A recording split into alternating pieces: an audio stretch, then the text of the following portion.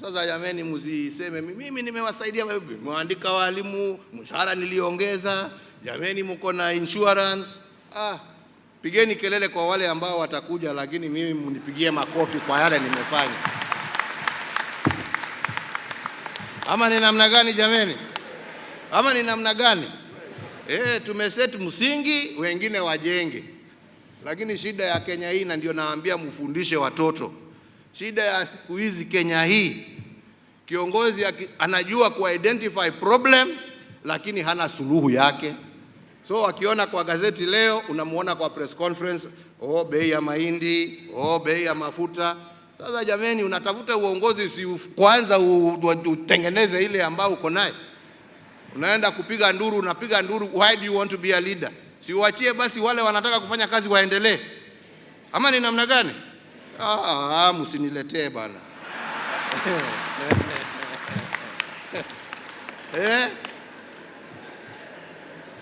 This country needs problem solvers, not problem talkers. Kuongea unaongea pale kwa soko, unalia.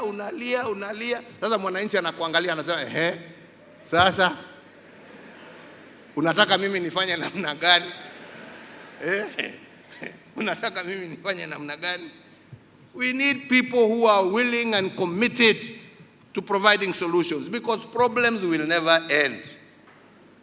Utalala leo ukifikiri umesuluhisha ya jana, uamuke upate ingine mbele yako. Tunaelewana wenzangu? That is the way of life. So let us teach our people to be problem solvers, to recognize that problems come, but our objective, our duty is to resolve those problems, not to groan about them, because they will always be there. They will always be there. The third aspect is that we are also reforming our education system to make it fit for purpose in the 21st century. Following the recommendation of various task forces, my administration initiated the competency-based curriculum reforms in 2016.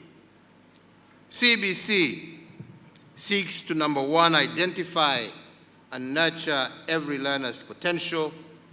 Secondly, to emphasize practical learning as opposed to theoretical teaching. Thirdly, to emphasize application of knowledge and acquisition of competencies as opposed to just routine memorization of content.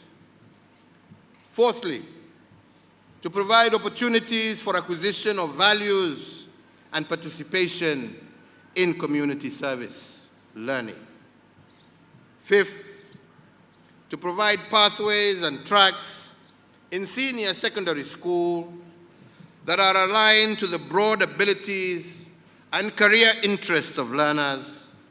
And lastly, to balance formative and summative assessments in all our training curricula.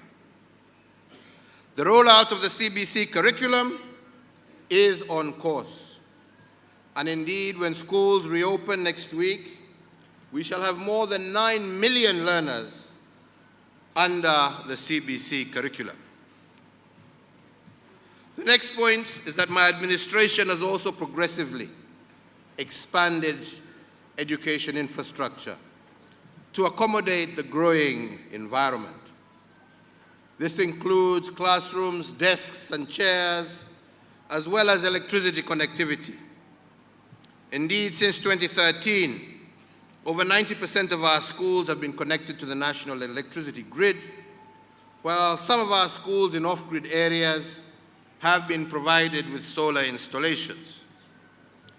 In keeping with my pronouncement during the Mashujaa Day of 2021, regarding the building of an additional 10,000 classrooms to support the establishment of junior secondary schools, I am pleased to inform you that so far, 6,470 classrooms are due for completion by the end of this month, and the remaining classrooms will be completed in the second phase of the program. Point number 5 is that we have also remained focused on education quality. My administration has provided free books to every child, and we as a country have now achieved a pupil-to-book ratio of 1 in all our public and primary and secondary schools. Indeed, recognizing the centrality of teachers in raising education quality, we have also invested in a robust teacher training program and provided the budgetary allocation for teachers, raising it from Kenya shillings 116.4 billion in 2013 to Kenya shillings 288.6 billion in the current financial year.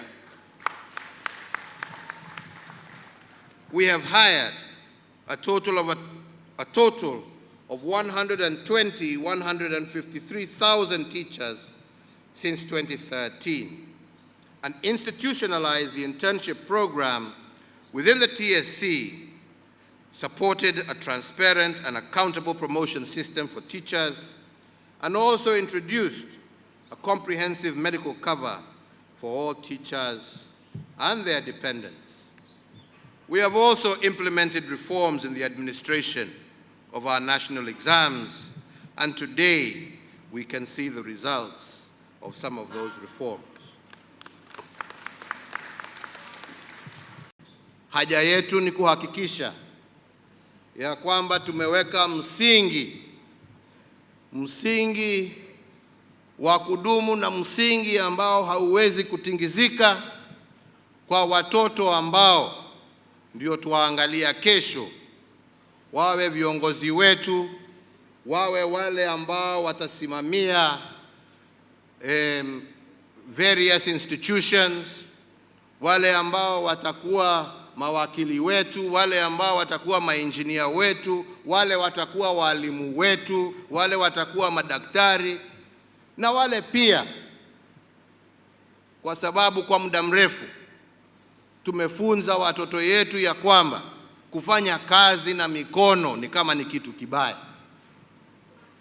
Tunataka watoto wetu wajue ya kwamba ukiwa Mwenyezi Mungu amekubariki na kipawa cha kuwa welder mzuri, kukuwa plumber mzuri, kukuwa mkulima mzuri, all these are much needed efforts and services that a country that is developing requires.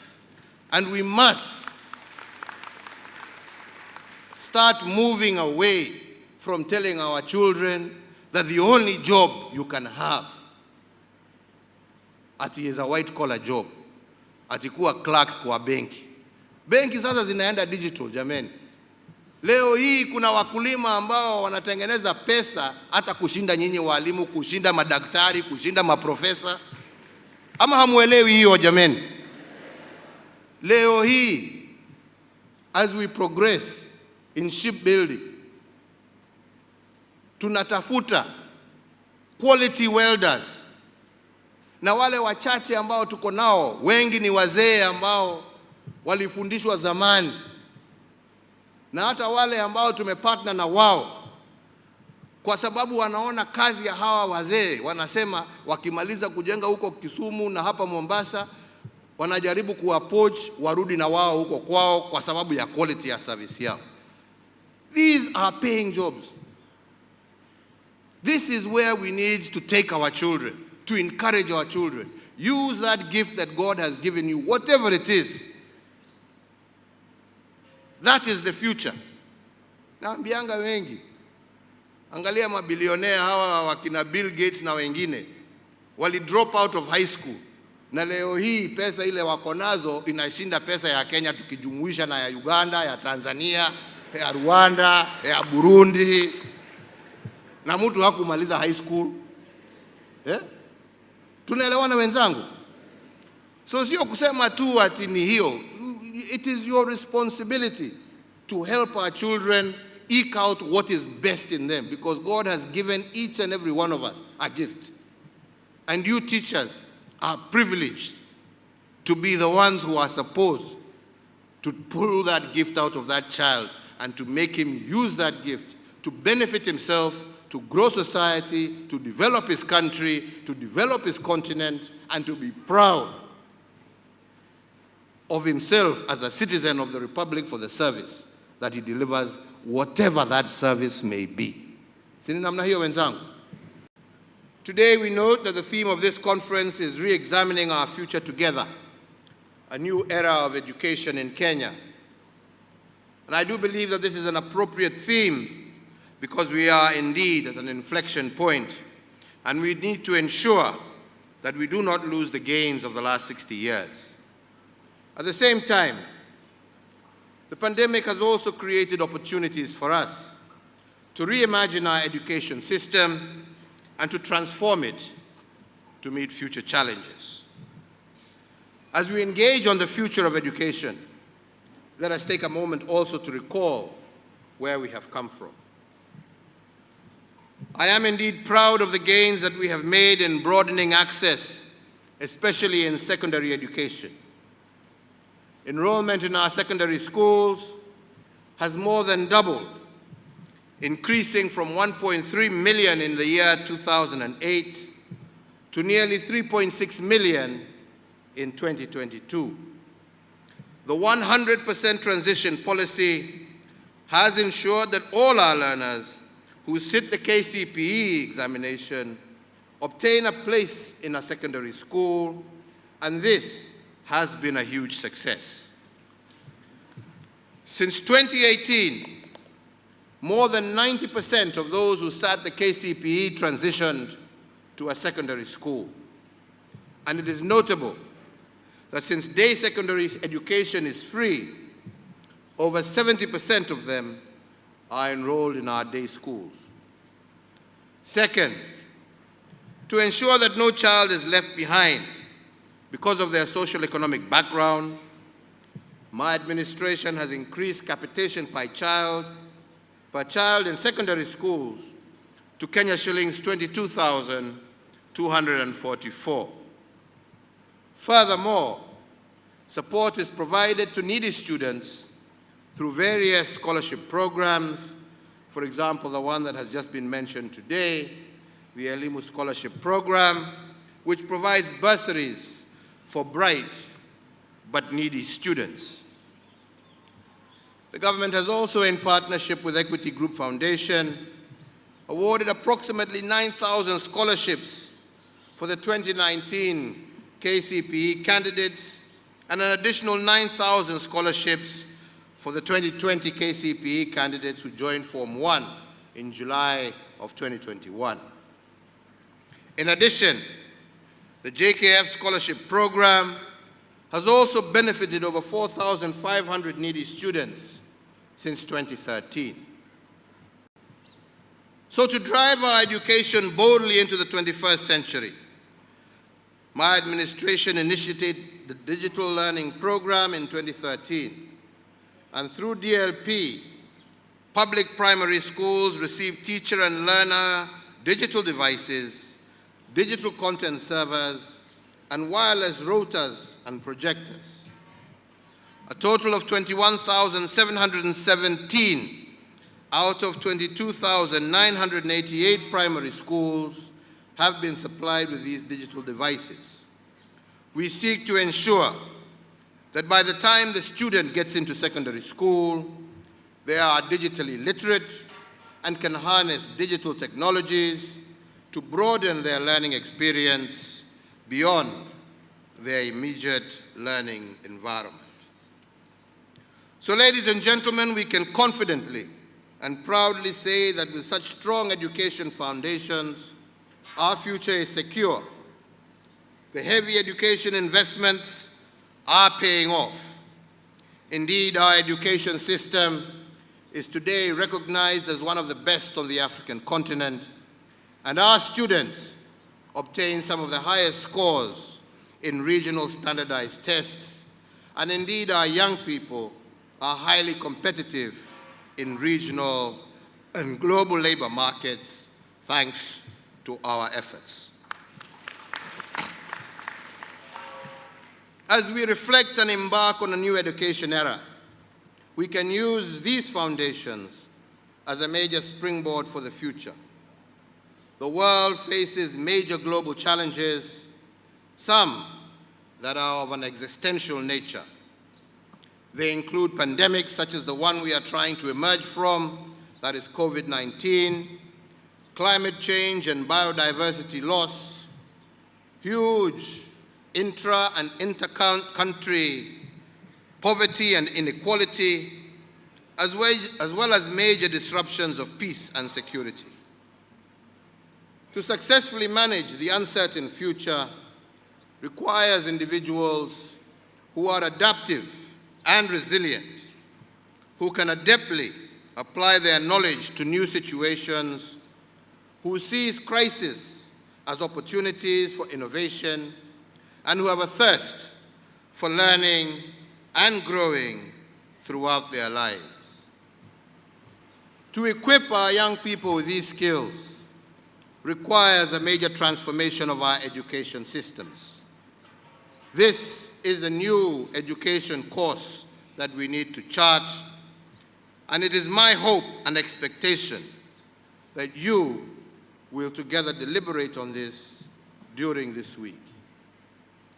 As I conclude my remarks, I want to once again reiterate that my administration recognizes the important role that teachers play in advancing our development agenda. And in this regard, Bwana Mwalimu, as we exit, and as Madaraka Day 2022 approaches, I look forward to awarding national honors to outstanding and transformative teachers from the education sector, those who have distinguished themselves through superlative services to Kenya, and I therefore, through you, Bwana Chair, invite you to forward to the National Honors and Awards Committee, through the Cabinet Secretary for Education, suitable nominees for national honors and awards that will represent the very best of education in Kenya.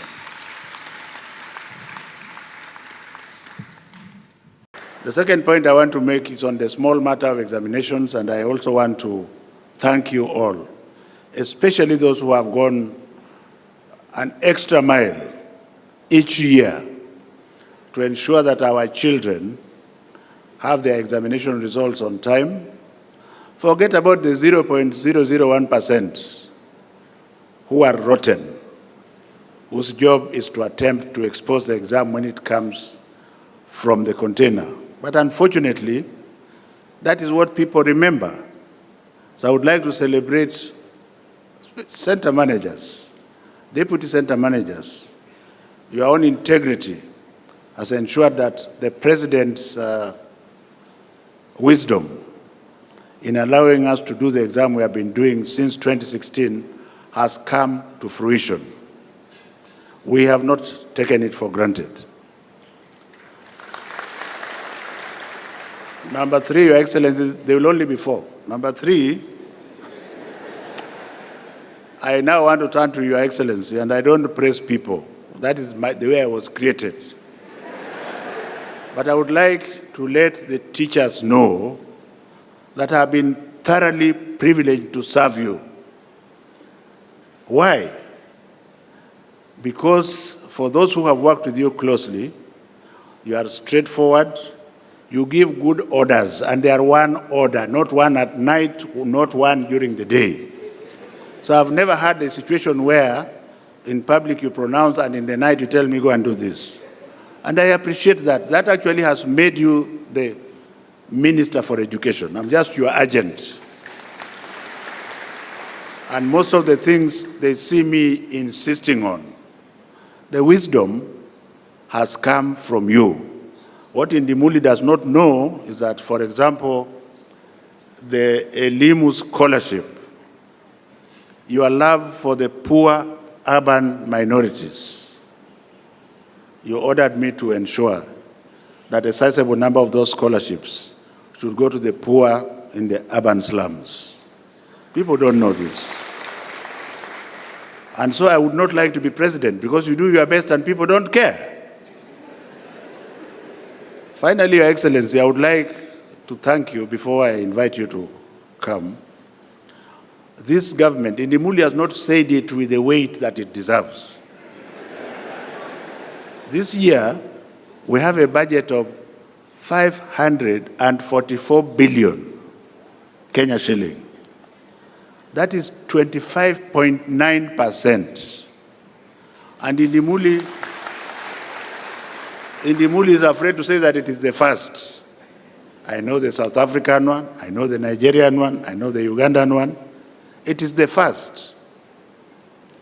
And so, what is left for us who have the ability now to do the budget is to ensure that we get more from the budget.